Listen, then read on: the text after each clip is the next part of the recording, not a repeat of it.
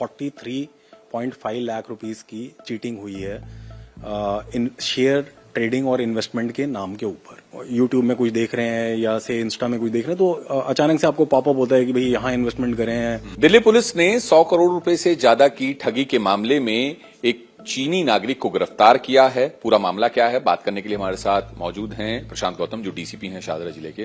प्रशांत जी, पूरा मामला क्या है जिसमें चीनी नेशनल भी गिरफ्तार हुआ है और करोड़ों रुपए की ठगी का मामला? जुलाई महीने में हम लोगों को एक कंप्लेंट मिलती है साइबर फ्रॉड की, जिसमें एक व्यक्ति कंप्लेनेंट हमें ये बताता है कि जी उससे 43.5 लाख रुपीस की चीटिंग हुई है इन शेयर ट्रेडिंग और इन्वेस्टमेंट के नाम के ऊपर। हमें इसमें मुकदमा दर्ज करते हैं, इन्वेस्टिगेशन करते हैं, तो इन्वेस्टिगेशन में ये पाते हैं कि एक चाइनीज नेशनल जिसका नाम फैंग चेन जिन है, वो इसमें इन्वॉल्व है इस मामले के अंदर। उसकी हम गिरफ्तारी करते हैं और उस गिरफ्तारी के थ्रू हमें ये पता चला है कि ये इस तरीके के और भी मामलों से जुड़ा हुआ है। सर, ये किस तरीके से ठगी करता था ये, या और भी गैंग के लोग हैं, और भी चाइनीज नेशनल इन्वॉल्व हैं इसमें? क्या कोई ऐप था या फिर सोशल मीडिया के जरिए, किस तरीके? इस पर्टिकुलर केस में हमारे कंप्लेनेंट ऑलरेडी इन्वेस्टमेंट करते थे शेयर्स के अंदर, तो उनके पास एक ग्रुप इनविटेशन आता है, वो उस ग्रुप को ज्वाइन कर जाते हैं। वो व्हाट्सएप ग्रुप है, उस ग्रुप के अंदर उनको इस तरीके से जताया जाता है, दिखाया जाता है जो और दूसरे लोग हैं कि भाई वो छोटा छोटा इन्वेस्टमेंट कर काफी सारे पैसे कमा रहे हैं बेसिकली। तो ये लोग ये भी छोटा इन्वेस्टमेंट करते हैं। मोडस ऑपरेंडी ही यही है कि पहले आपको एक ग्रुप में ऐड कर लिया जाएगा और उसमें आपको ये दिखाया जाएगा कि आप छोटा इन्वेस्टमेंट करेंगे तो आपको फायदा हो रहा है, और वो छोटा इन्वेस्टमेंट आप विड्रॉ भी कर सकते हैं वापस, और आपको यकीन आ जाता है कि भाई मैं अपना पैसा डाल रहा हूँ जेन्युइन है कंपनी। और ये नाम यूज करते हैं बड़ी बड़ी कंपनीज का। हमारे पर्टिकुलर केस में गोल्डमैन सैशे का इन्होंने नाम यूज किया है, जो कि मल्टीनेशनल कंपनी है, उसका नाम यूज करते हैं मतलब। तो और उनको यकीन आ जाता है कि हाँ भी पैसे डाल रहे हैं हमारे, निकल रहे हैं, इट्स ओके। फिर एक बार ये यकीन जब ये दिला देते हैं अपने इन्वेस्टर को, अपने जो प्रे है इनका उसको, तो उसके बाद इनको बोलते हैं कि जी अगर आपने और अच्छा इसमें रिटर्न पाना है तो उस रिटर्न पाने के लिए आप और ज्यादा बड़ा अमाउंट इसके अंदर इन्वेस्ट करें। फिर वहां से निकाल के बोलते हैं जी आप दूसरा ग्रुप ज्वाइन कर लें, हाई नेट वर्थ इंडिविजुअल्स का ग्रुप है, HNI का ग्रुप है, उसको ऐड करा लेंगे। ऐड कराने के बाद फिर वहां पर इनसे ज्यादा इन्वेस्टमेंट करा लेते हैं और वहां पे इनको दिखाते भी हैं। वो सब सिर्फ देखने के लिए होता है उस एप्लीकेशन के अंदर, और वहां उनको दिखाते हैं कि जी आपको बहुत बहुत फायदा हो रहा है, जो कि जब आप दोबारा उसको विड्रॉ करने के लिए जाते हैं अपने अमाउंट को, तो वो अमाउंट फिर उस टाइम पर विड्रॉ नहीं हो पाता है। सर, ये किस ऐप के जरिए जो पूरा फ्रॉड करते थे? दूसरा, ये जो इनके टारगेट होते थे वो किस लेवल के लोग होते थे और उन्हें किस तरह से करते थे? क्या सोशल मीडिया पर बाकायदा एड वगैरह दिया जाता था या कैसे? आजकल तो ये बहुत है, मतलब आप लोगों ने भी देखा होगा, मैं भी देखता हूँ कि आप कोई यूट्यूब में कुछ देख रहे हैं या से इंस्टा में कुछ देख रहे हैं तो अचानक से आपको पॉपअप होता है कि भाई यहाँ इन्वेस्टमेंट करें हैं, इस एप्लीकेशन में इन्वेस्टमेंट करें, यहाँ पर इन्वेस्टमेंट करना। मैं ये नहीं बोल रहा हूँ कि बुरी बात है, हाँ मतलब इट्स ओके, आई मीन कोई शेयर में इन्वेस्टमेंट करता है, इट्स ओके, बट वो रेप्यूटेड कंपनीज होनी चाहिए, वो एस्टैब्लिश्ड कंपनीज होनी चाहिए ओवर अ टाइम। अब ऐसे कोई पॉपअप हो रहा है, उस पॉपअप के अंदर आप जा रहे हो, व्हाट्सएप ग्रुप से आप इन्वेस्टमेंट कर रहे हो, ये तो फिर आप खुद ही कोई सोशल मीडिया का अपना पेज खोल के बैठा है, उस पर पॉपअप होता तो बाकायदा ये ऐड भी देते थे।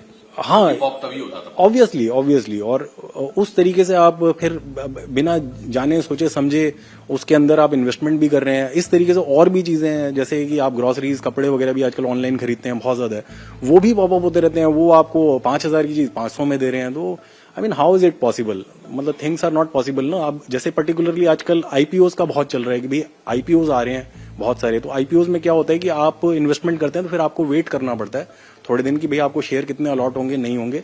अगर आपको शेयर अलॉट होते हैं, से आपने 100 शेयर लगाए IPO में, आपको अलॉट हुए 20, तो आपके 20 के पैसे कट जाते हैं, आपको बाकी मिल जाते हैं। या फिर आपको कभी कभी अलॉट ही नहीं होते हैं शेयर, तो 100 के जो अगर आपने 100 लगाए तो 100 के पैसे आपको वापस आ जाते हैं। तो ये लोग ये भी बोलते हैं कि जी हम IPO आपको कोई भी आएगा उसके अंदर हम आपको अलॉट करा देंगे, और बाकायदा ये करा भी देते हैं, बट वो सब नकली होता है बेसिकली। वो जब आपको एप्लीकेशन में दिखता रहता है, उसमें पैसे कम ज्यादा बढ़ते हुए भी दिखते रहते हैं, but when you go for withdrawing ना that thing, you may not be able to withdraw. कौन सा ऐप है सर ये जिसका इस्तेमाल करके लोगों को फंसाते थे? नहीं, हमारे केस में तो इन्होंने एक लिंक भेज के उसके बाद ऐप इंस्टॉल कराया था, गोल्डमैन सैशे का उसमें नाम था, बट नो, वो पुराना है जो वो पुराना। हाँ वो सर इसमें एक और चीज जो भी अब तक ये ठगी कर चुके हैं, कितने की ठगी कर चुके हैं, कितने इसमें विक्टिम हैं, और दूसरी बात ये कि ये पैसा क्या चाइना भेजते थे और क्या और भी चाइनीज इसमें इन्वॉल्व है? इस पर्टिकुलर केस में जिस चाइनीज नेशनल को हमने पकड़ा है अपने केस के अंदर, इसका आगमन भारत के अंदर वर्क वीजा के ऊपर होता है 2020 के अंदर। ये एक इंस्टॉलेशन के लिए आता है। एक कंपनी है Foxlink Electric India Limited जो चित्तूर आंध्र प्रदेश में है। वहां ये एक डाटा केबल मॉड्यूल मशीन को इंस्टॉल करने के नाम पर आते हैं, ये और इसका साथी। उधर भी 2020 में इसके खिलाफ एक मुकदमा दर्ज होता है जो कि क्रिमिनल ब्रीच ऑफ ट्रस्ट का मुकदमा है। उसमें 2 लोगों को पकड़ते हैं पुलिस। एक तो यही है फैंग चेंजिन और एक इसका एसोसिएट है जोंग हुई। ये दोनों चाइनीज नेशनल हैं। इन लोगों को पकड़ते हैं और ये लोग 7 महीने तिरुपति जेल में रहे। फिर उसके बाद ये बाहर आ जाते हैं। बाहर आने के बाद इनको एसटीएफ नोएडा पकड़ती है। ये जो व्यक्ति है फैंग चेंजिन, वो केस सिमिलर केस है, हमारे केस से मिलता जुलता है। वो इन्वेस्टमेंट फ्रॉड का ही केस है। उसमें गौरव मीडिया ऐप है, GORO गौरव मीडिया ऐप, उसके थ्रू इन्वेस्टमेंट कराते थे ये लोग। और उसमें इस व्यक्ति को पकड़ा पुलिस ने और 10 महीने के लिए इसको ये बिहाइंड बार्स है।